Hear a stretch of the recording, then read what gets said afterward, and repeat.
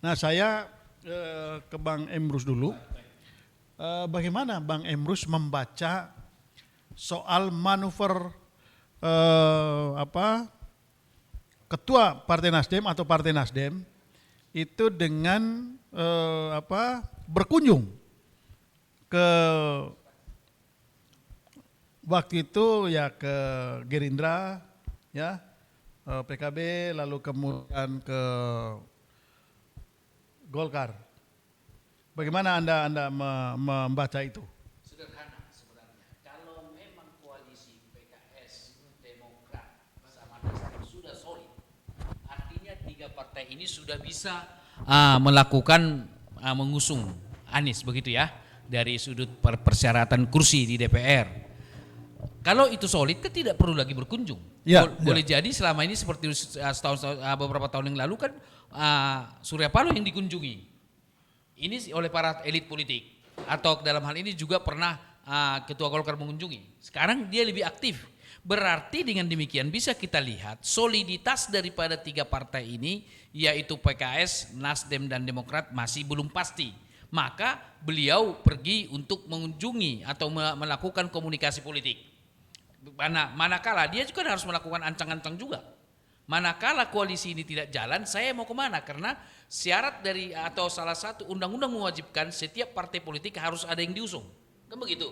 Tidak boleh tidak ada mengusung.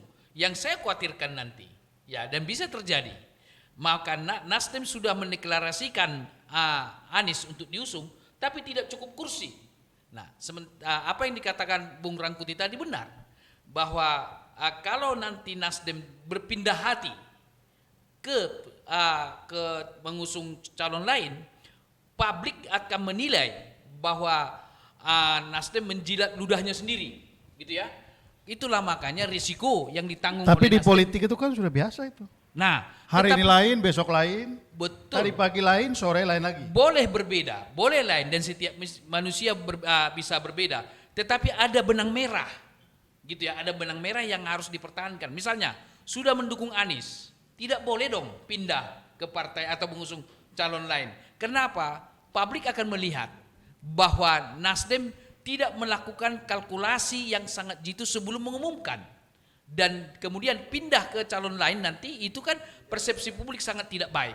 Oleh karena itu, bahwa apapun alasannya, Nasdem harus tetap mengusung Anies. Tidak ada pilihan bagi mereka sekarang, karena sudah dideklarasikan.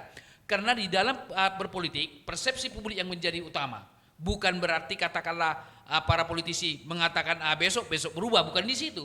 Tapi persepsi publik tidak bisa dimanipulasi, tidak bisa dikendalikan. Nah, publik akan mempunyai persepsi terhadap Nasdem bahwa Nasdem tidak konsisten mendukung Anies. Mau tak mau, upaya atau usaha apapun harus dilakukan oleh Nasdem untuk mencalonkan Anies. Karena itu sudah dideklir. Karena dari aspek komunikasi, ketika pesan komunikasi sudah dilontarkan ke ruang publik, salah satu yaitu mengusung Anies, tidak boleh ditarik kembali. Karena akan berbekas di peta kognisi masyarakat. Itu tertanam. Wah, ini kan partai ini begini.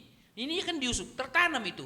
Dan apa yang tertanam di peta kognisi halayak akan mempengaruhi voting behavior. Ngapain saya pilih partai yang tidak konsisten itu? Oke. Nah, tadi Abang mengatakan ini ada keraguan. Ya. Ya dari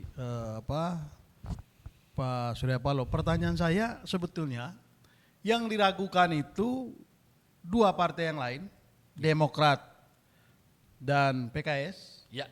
Mereka ragu apakah mereka betul-betul mendukung Anies atau sebetulnya Nasdem yang sedang meragukan dirinya sendiri. Kita masih mantap nggak mendukung Anies atau kita mau cari jalan keluar ini?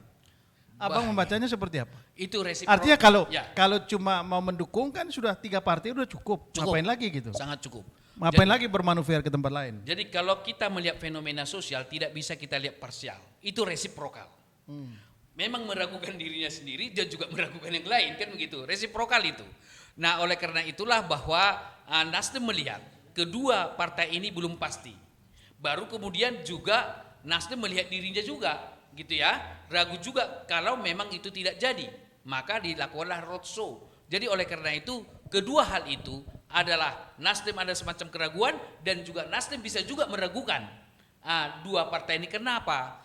Karena kalau tidak ada definitif secara pasti hitam di atas putih nggak ada jaminan. Oleh karena itulah sebenarnya Nasdem seperti yang saya katakan di awal, seharusnya mereka mendeklarasikan Anies, tiga partai itu bersama-sama. Di situ kekurangan Nasdem.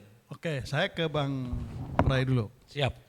Bang Ray, meskipun tadi Anda sudah membuat pernyataan bahwa Nasdem tidak mungkin.